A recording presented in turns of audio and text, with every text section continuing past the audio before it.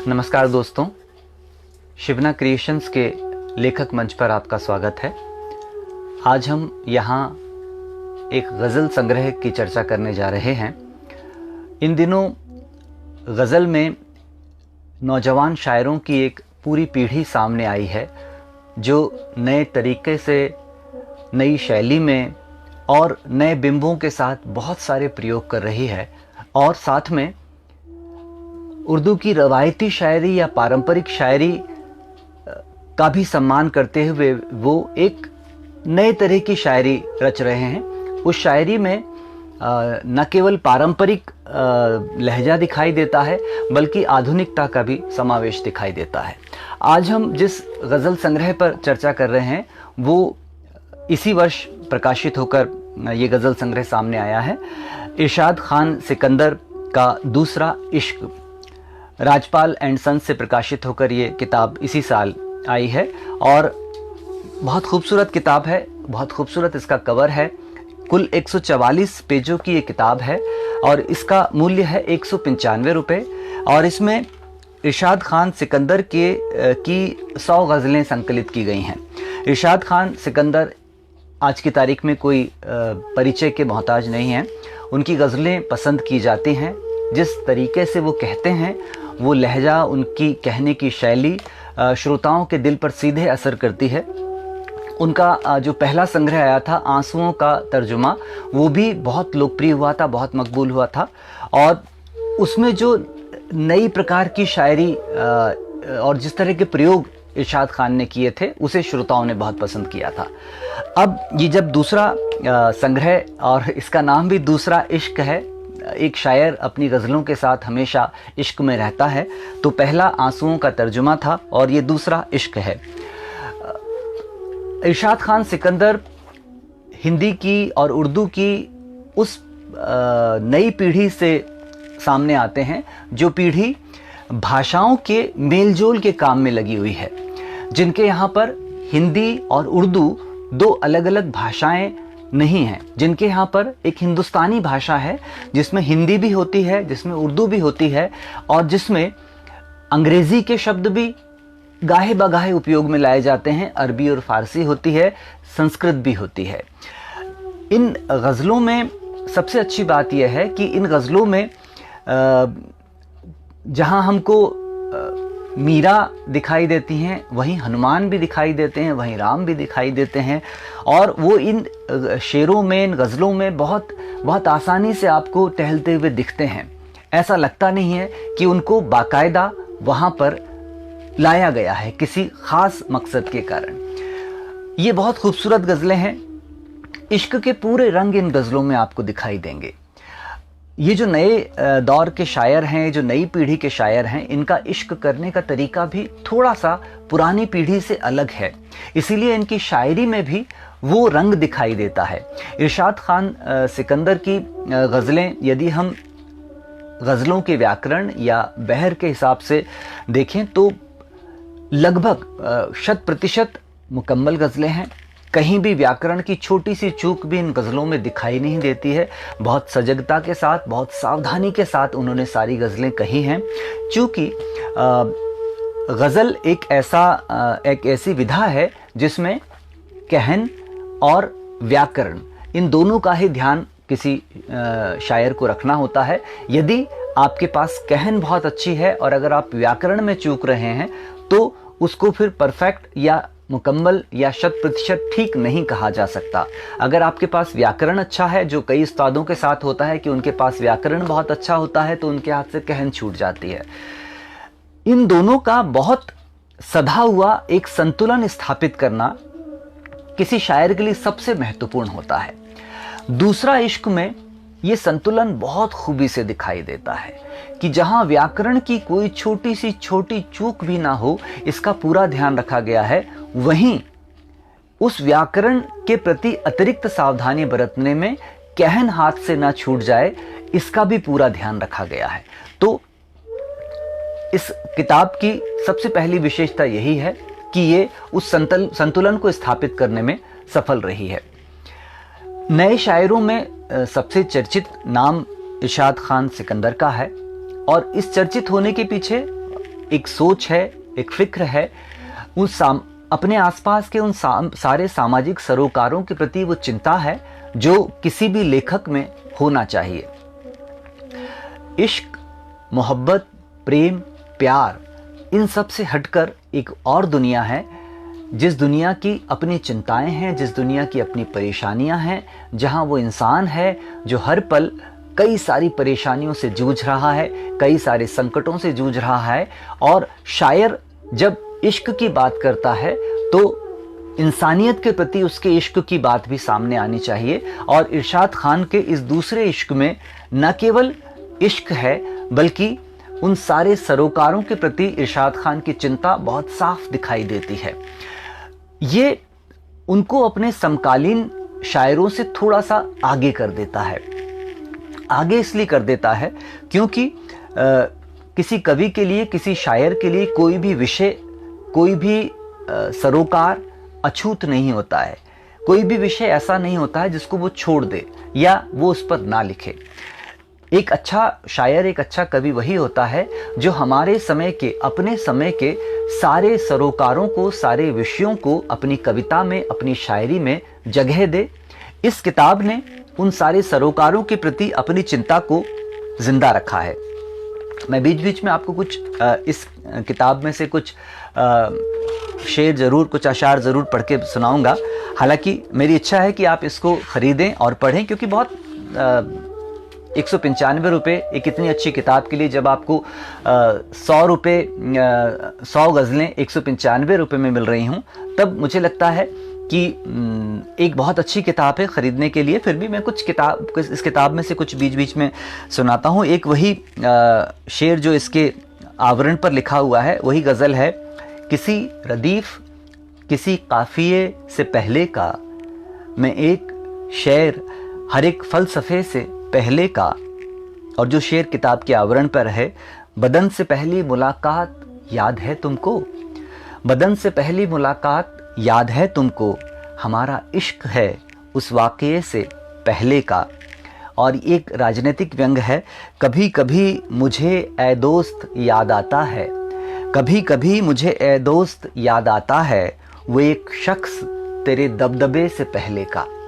ये जो राजनीतिक व्यंग और पॉलिटिकल व्यंग करने में जो सलीका इरशाद खान सिकंदर की गज़लों में दिखता है, वो जिसके बारे में मैंने कहा कि उन्हें अपने समकालीनों से थोड़ा सा आगे कर देता है। क्योंकि जब हम पॉलिटिकल सटायर करते हैं या राजनीतिक व्यंग करते हैं, तब बात इतने सलीके से कही जानी ज़रूरी होती है कि वो बहुत खुले नहीं और पता लग जाए कि ये किसके लिए कही गई है। वो सलीका इरशाद खान सिकंदर की गज़लों में बिखरा हुआ हमें जगह जगह दिखाई देता है। जब वो मोहब्बत करते हैं, जब वो प्रेम करते हैं, तो उसी सलीके से करते हैं जिस सलीके से वो व्यंग करते हैं।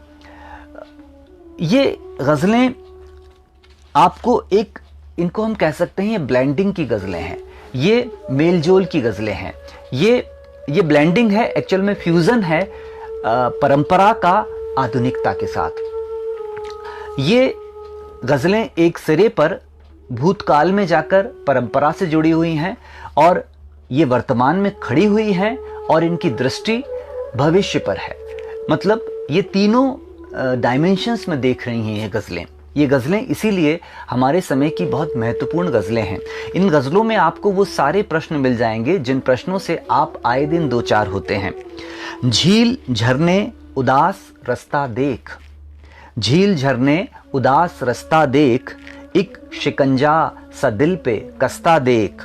और ये शेर बहुत ख़ास है कि फूल डूबे हुए पसीने में, फूल डूबे हुए पसीने में, पीठ पर एक मन का बस्ता देख। ये हमारे समय का बहुत महत्वपूर्ण सरोकार है। वो छोटे छोटे बच्चे जिनके कंधों पर हमने ज्ञान का नहीं, किताबों का बोझ लाद दिया है, उसको जब एक शायर देखता है और वो आप उस शायर के तसव्वुर को देखिए, उसकी कल्पना को देखिए कि वो कह रहा है फूल डूबे हुए पसीने में, पीठ पर एक मन का बस्ता देख।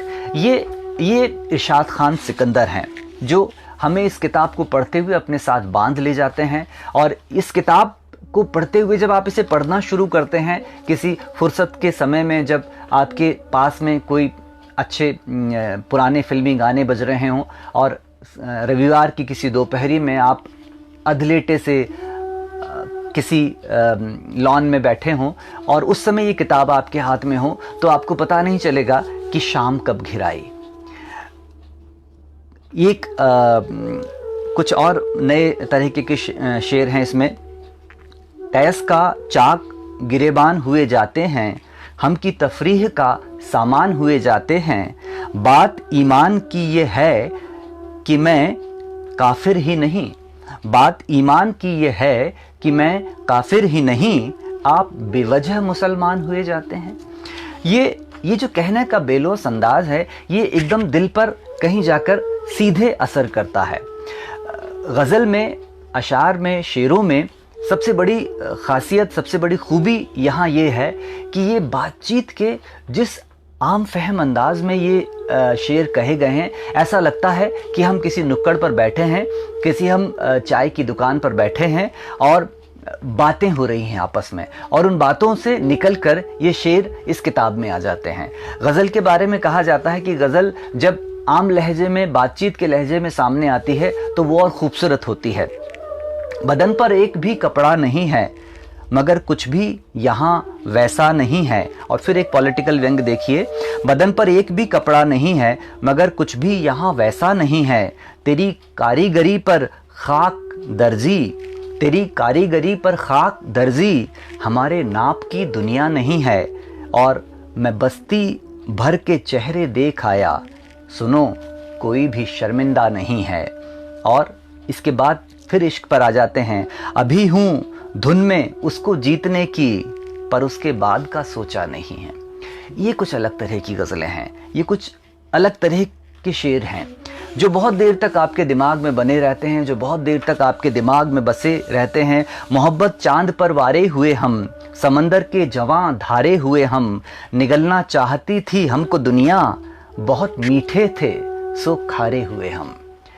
ये शेर ज़ुबान पर चढ़ने वाले शेर हैं, जिनके बारे में कहा जाता है कि वो शेर, वो मिसरे सबसे सफल होते हैं जो आने वाले समय में कहावत और मुहावरों की तरह उपयोग में आने लग जाएं। तो ये जो एक शेर है, इसका जो एक मिसरा है, निगलना चाहती थी हमको दुनिया, बहुत मीठे थे सो खारे हुए हम, ये मुहावरे की तरह उपयोग आएगा एक समय बीतने के बाद।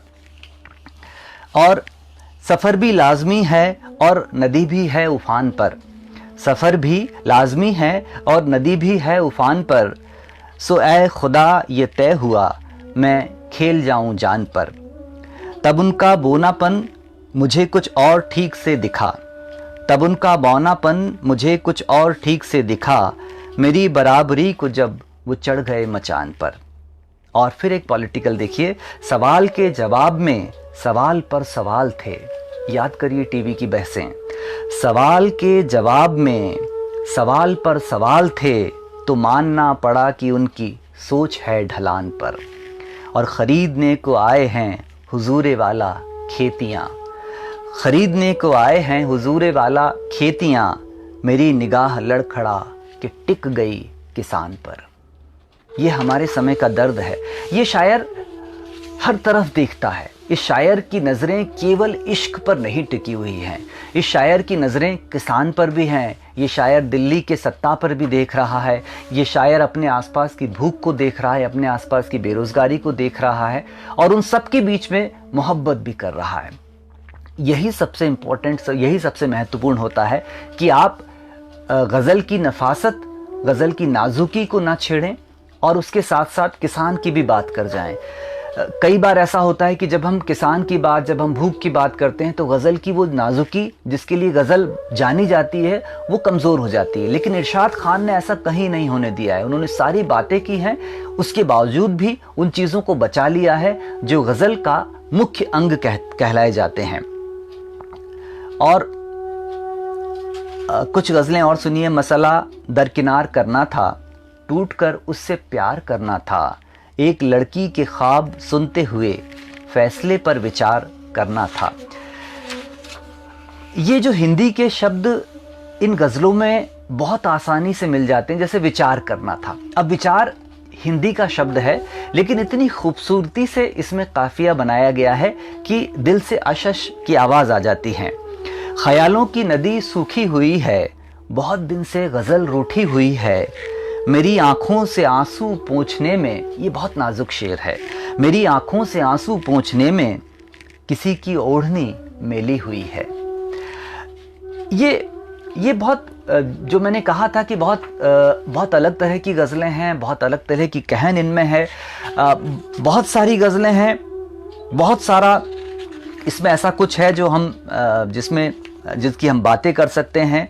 मेरी सांसों की चाबियां रख दी, बैग में सब दवाइयां रख दी, ऐब सुनने को लोग आतुर थे, ऐब सुनने को लोग आतुर थे, आपने मेरी खूबियां रख दी। अब यहाँ देखिए कि आतुर शब्द एक बार फिर से हिंदी का यहाँ पर टहलता हुआ आ गया है और इस पूरे शेर में आकर जज्ब हो गया है। ये खूबसूरती है इरशाद खान सिकंदर की गज़लों में। दोबारा इश्क की दुनिया हरी भरी होगी, वो मिल भी जाए तो क्या अब मुझे खुशी होगी, और हुआ है। और फिर ये देखिए, ये हमारे समय पर बहुत बड़ा व्यंग है।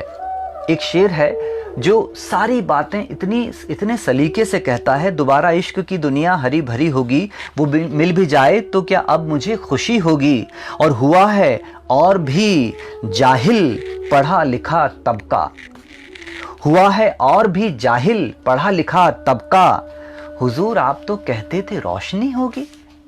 ये हमारे समय का बहुत बड़ा व्यंग है और ये एक साहस और करेज के साथ किया हुआ व्यंग है। जो व्यंग मैंने जो बार बार एक ही बात कहता हूं कि ये गज़लें हमारे समय से टहलती हुई थोड़ी आगे निकलती हैं। ये वर्तमान की पड़ताल करते करते भविष्य में इस वर्तमान के संकेत देखती हैं कि ये जो हमारा आज का वर्तमान है, ये भविष्य में किस प्रकार के दुष्परिणाम हमें देने वाला है।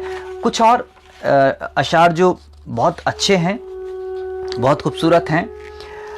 किसी ने जहन का दरवाज़ा खटखटाया था, मैं अपने जिस्म से बाहर निकल के आया था। किसी ने जहन का दरवाज़ा खटखटाया था, मैं अपने जिस्म से बाहर निकल के आया था। खिले खिले से हैं अब तक गुलाब होंठों के, खिले खिले से हैं अब तक गुलाब होंठों के, बस एक रोज़ तेरा नाम गुनगुनाया था, और तेरे आने से जी हल्का हुआ है, मगर एक ज़ख्म भी ताज़ा हुआ है। अब भी कहो हसरत से वापस लौट आए, अभी चाहत का पुल टूटा हुआ है, और हमारी ज़िंदगी में आप आए, यही एक काम बस उम्दा हुआ है। और कहाँ मैं और कहाँ मस्जिद का जीना, यकीनन आपको धोखा हुआ है। कल रात पूरी रात तेरी याद आई है, जाना ये मेरे इश्क की पहली कमाई है, और तकिए का हाल देखकर लगता है रात भर सब आंसुओं ने ख्वाब की बरसी मनाई है। अब ये बरसी शब्द फिर घूम फिर कर यहाँ आ जाता है। तो ये कुछ अलग तरह की गज़लें हैं, कुछ बिल्कुल अलग तरह की कहन है। एक आध सुनाने की और इच्छा हो रही है। गिर न जाए आंसुओं की धार से, लग के मत रोया करो दीवार से। गिर न जाए आंसुओं की धार से, लग के मत रोया करो दीवार से, और कल मेरे बेटे की शादी हो गई। ये आज के समय पर देखिए क्या कहा है, कल मेरे बेटे की शादी हो गई, ये खबर मुझको मिली अखबार से। हमारे समय की सारी चिंताएं, हमारे समय की सारी परेशानियां, हमारे समय की सारे सरोकारों को समेटे हुए ये बिल्कुल अलग तरह की गज़लें हैं। ये बिल्कुल अलग तरह की गज़लें इसलिए हैं क्योंकि इनमें वो सब कुछ है जो हम पढ़ना चाहते हैं। दिल मेरी उम्मीद पर बिल्कुल खरा उतरा नहीं, आंसुओं का रात जो दरिया चढ़ा उतरा नहीं। जिद सनक दीवानगी शायद इसी का नाम है, मैं बुलंदी से भले ही गिर पड़ा उतरा नहीं। और जंग लड़नी है उसे कुछ देवताओं के खिलाफ, लाख समझाया मगर उसका नशा उतरा नहीं। ये बहुत खूबसूरत गज़लें हैं। मैंने कुछ गज़लों में से कुछ शेर आपको सुनाए हैं, लेकिन ये सारी खूबसूरत गज़लें अगर आपको पढ़ना है तो आपको इस किताब को ज़रूर ख़रीदना चाहिए। ये किताब एक ज़रूरी किताब है हमारे समय की, जिसमें हम इश्क से लेकर और हमारे समाज की, हमारे समय की परेशानियों तक सबके प्रतिबिंब, सबकी झलक देख सकते हैं। इरशाद खान सिकंदर हमारे समय के बहुत महत्वपूर्ण शायर, उनकी बहुत खूबसूरत किताब दूसरा इश्क जो राजपाल एंड सन्स से प्रकाशित होकर आई है। कुल 144 पेज की किताब, 195 रुपये इसका मूल्य है और आप बहुत खूबसूरत 100 गज़लें इसमें पढ़ सकते हैं। दूसरा इश्क। नमस्कार।